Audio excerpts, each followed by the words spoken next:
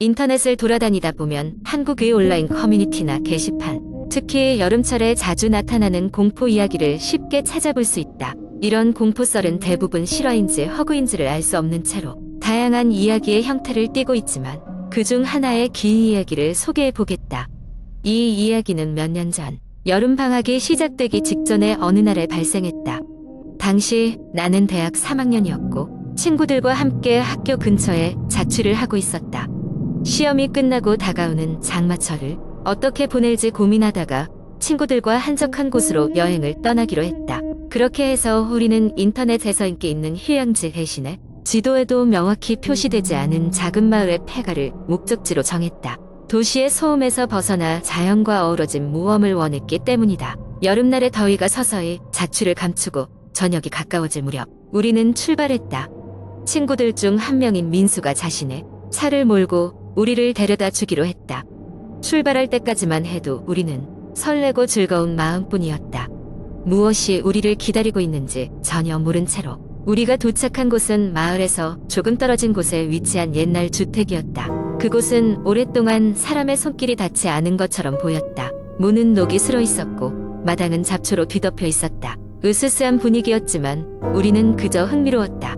자물쇠가 풀리지 않아 창문을 통해 집 안으로 들어갔고 먼지를 뒤집어 쓴 가구들이 우리를 반겼다. 밤이 깊어가면서 우리는 거실에 모여 앉아 도시락을 먹고 여름밤이 주는 찜통 더위를 이야기로 이겨내고 있었다.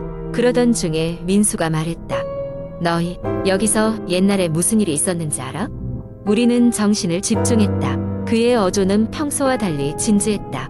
민수의 말에 따르면 이 집에는 일가족이 살고 있었는데 어느 날 가족 모두가 실종된 사건이 있었다고 했다. 사람들은 그들이 마을에서 사라졌고 그 후 집은 아무도 손대지 않은 채로 남아 있었다는 것. 우리는 민수의 이야기를 들으며 불안한 마음을 억누르고 있었다.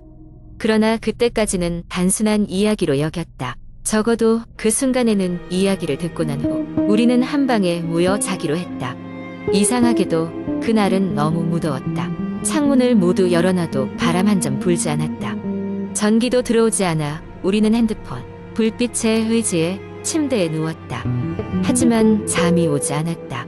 정적이 무겁게 내려앉았다.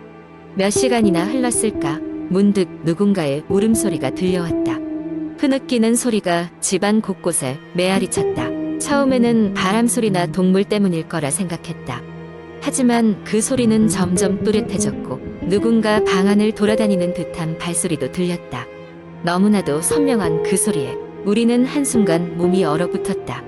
모두들 침대에서 일어나 조심스레 방 밖으로 나가려 했지만 문이 움직이지 않았다. 우린 누구도 소리내어 말할 수 없었다. 누군가 문 밖에 서 있는 것만 같았다. 얼마나 시간이 흘렀는지 겨우 정신을 차리고 방에서 나왔을 때 복도 끝자락에 누군가의 그림자가 보였다.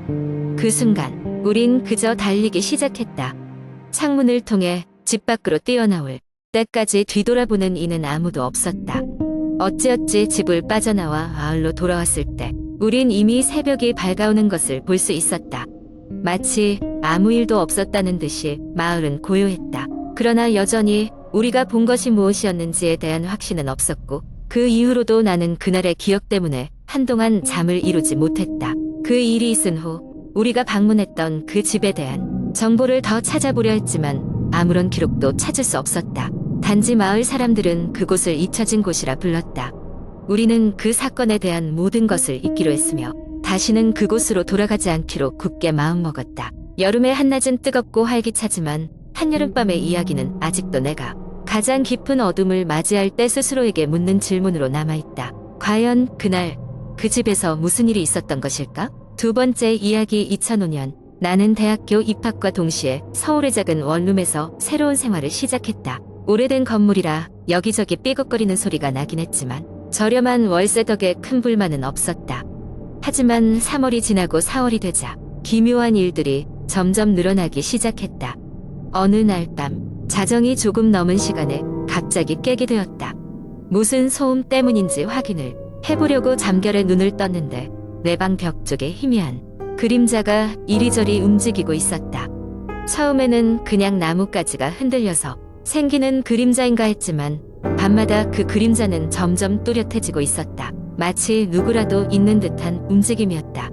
처음 며칠 동안은 그냥 피곤해서 헛것을 보는 것이라며 무심히 넘겼지만 그림자가 점점 기이한 형태로 변하면서 불안감이 커져갔다. 심지어 귀 밑에서 낮게 속삭이는 소리도 들렸다. 여기서 나가. 똑같은 말이 반복되면서 잠을 설치기 시작했다. 그러다 다음 주말 친구와 술을 마시던 중 우연히 내 경험을 털어놓게 되었다. 친구는 무덤덤한 표정으로 나를 보며 말하길 너 혹시 그 건물에 전에 무슨 일이 있었는지 알아봤어? 라는 것이다. 순간 등골이 서늘해졌다. 지금까지 한 번도 건물의 과거에 대해 생각해 본 적이 없었기 때문이다. 다음 날 나는 건물주 아저씨에게 건물관의 방에 대해 물어보기로 했다. 아저씨는 처음에는 대답을 꺼리셨지만 결국 내 이야기에 설득되어 실토하셨다. 몇 년 전 너의 방에서 살던 사람이 열흘 넘게 연락이 두절된 상태로 발견됐어. 경찰 조사 결과 그냥 안타까운 사고로 결론 났지만 여러모로 뒤숭숭했지. 그 얘기를 듣고 난 뒤 난 도저히 방에 혼자 있을 수 없었다. 매일 밤 이상한 소리가 들려오기 시작했고 그림자의 크기와 모양도 더욱 명확해졌다. 방 안의 온도는 미묘하게 더 추워지는 것 같았고 더욱이 문 밖에서는 알 수 없는 발소리까지 들렸다. 밤이 깊어지면 할수록 문을 두드리는 소리가 들리곤 했다. 그 소리는 마치 문 너머에서 누군가의 절하게 들어오고 싶다는 이야기를 하는 듯했다. 결국 나는 그 원룸을 나가기로 결심했다. 옮길 곳을 찾는 동안 친구 집에서 몇 주간 신세를 지기로 했다. 이사 당일 나는 아침 일찍부터 짐을 싸기 시작했다. 마지막으로 방을 둘러보는데 벽 한쪽에서 전보다 훨씬 또렷한 모습의 그림자가 보였다. 이번에는 제대로 보였다. 한 사람의 형체였다. 그제야 나는 그 그림자가 나를 뚫어져라 쳐다보고 있다는 것을 깨달았다. 그림자는 손을 흔들며 마지막 인사를 하듯 스르륵 사라졌다. 이사를 마치고 친구 집에 도착했을 때 속이 시원하면서도 찝찝한 기분이 들었다. 친구는 웃으며 이제 그런 일 잊어버리고 즐겁게 살아 라며 나를 응원했다. 그리고 나는 그날부터 더 이상 그 방을 찾지 않았고 그 어떤 것에도 쫓기지 않게 되었다. 그러나 가끔, 아주 가끔 바람 소리가 문틈을 타고 스치며 속삭이는 소리가 들릴 때면 그날의 그림자가 떠오른다. 아직도 내 뒤를 조용히 따라오는 것일까? 문득 두려움에 사로잡히기도 한다. 세 번째 이야기. 대학생인 민수는 여름 방학을 맞아 친한 친구들과 함께 캠핑을 가기로 했다. 그들은 인터넷에서 찾은 한적한 시골 마을 근처의 숲을 목적지로 정했다. 그 마을은 거의 잊혀진 곳으로 과거 몇백 명이 살던 번화했던 곳이었으나 현재는 할머니 한 분만이 남아 그곳을 지키고 있다는 소문이 있었다. 첫날 오후 민수와 친구들은 은밀한 숲에 공기를 만끽하며 텐트를 설치했다. 불꽃놀이와 고기 굽기를 하며 시간을 보내다 보니 어느덧 밤이 무르익었고 술기운에 취해 이야기를 나누던 중 한 친구가 그 마을에 얽힌 도시 전설에 대해 말했다. 이 마을엔 옛날에 신비한 전설이 있어. 친구는 갑자기 목소리를 낮췄다. 마을 사람들이 집단으로 사라졌다고 해. 그 이유는 모르는데 사라진 날 밤의 하늘에서 이상한 빛이 보였다고 하더라. 나머지 친구들은 오싹한 기분에 휩싸였고 장난 반 진담 반으로 다음날 마을에 가보기로 결정했다. 다음날 아침 그들은 마을로 향했다. 마을은 정말로 폐허였다. 일부 집들은 여전히 형태를 유지하고 있었지만 대부분은 시간이 만든 잔해들로 채워져 있었다. 그곳에서 유일하게 사람이 거주한다는 작은 집을 찾아가 보니 한 할머니가 작은 마당에서 화분에 물을 주고 있었다. 안녕하세요. 민수가 조심스럽게 말을 걸었다. 젊은 사람들이 여길 찾아오다니 참 오랜만이구먼. 할머니가 웃으며 말했다. 무슨 일로 왔나? 그들은 캠핑을 왔고 누구 한 명이 이곳에 전설을 듣고 궁금함에 들렀다고 이야기했다. 할머니는 잠시 침묵하더니 고개를 끄덕이며 실내로 들어가시고 가라고 초대했다. 할머니의 집 내부는 작고 아늑했으며 곳곳에 오래된 사진들이 걸려 있었다. 그중 한 사진이 한 친구의 눈길을 끌었다. 이 사진들은 이 마을이 번화했을 때 찍은 거다. 내 가족과 마을 사람들이지. 할머니가 쓸쓸히 대답했다. 사라지기 전의 모습이야. 며칠 후 민수와 친구들은 마을과 주변을 계속 탐험했다. 그러던 중 그들은 숲 깊숙한 곳에서 어떤 이상한 구조물을 발견했다. 금속으로 만들어진 이 구조물은 지하로 이어지는 아주 오래된 문처럼 보였다. 호기심에 의해 그들은 문을 열고 내려가 보기로 했다. 지하로 내려갈수록 공기에는 썩은 냄새가 났고 주위는 점점 더 습해졌다. 실수로 스위치 하나를 켰고 순간 불빛이 켜지며 벽에 그려진 이상한 그림들이 드러났다. 그림은 마을 사람들이 어떤 의식에 참여하는 장면을 보여주는 듯했다. 그리고 그중 한 그림에서는 하늘에서 내려오는 이상한 존재들이 묘사되어 있었다. 겁에 질린 그들은 황급히 지상으로 올라갔다.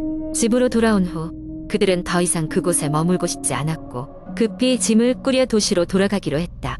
그러나 도시로 돌아온 후 친구들은 무언가 이상한 것을 느끼기 시작했다. 그들이 경험한 일들이 자꾸 꿈에 반복해서 나타났고 누군가는 밤중에 이상한 목소리를 듣기도 했다. 마침내 민수는 더 이상 참을 수 없어 마을의 비밀을 해독하기로 결심했다. 민수는 도서관에서 관련 서적과 자료들을 찾기 시작했는데 그곳에서 수집한 정보들은 그 마을 이사실 고대부터 내려오는 특별한 의식을 행하던 장소였음을 시사하고 있었다. 이 의식은 고대 신들과 교신하려는 시도로 사람들이 자발적으로 마을의 이중심에서 사라졌다는 것이었다. 민수와 친구들은 그 마을이 단순히 우연히 사라진 마을이 아니라는 것을 깨달았다. 그들이 본 구조물은 그 의식의 일부였고 자신들도 무언가 이 세계를 넘어서 피하게 만든 것임을 알았다. 그들은 그 비밀을 자신들만이 간직해야 한다는 결론에 도달했다.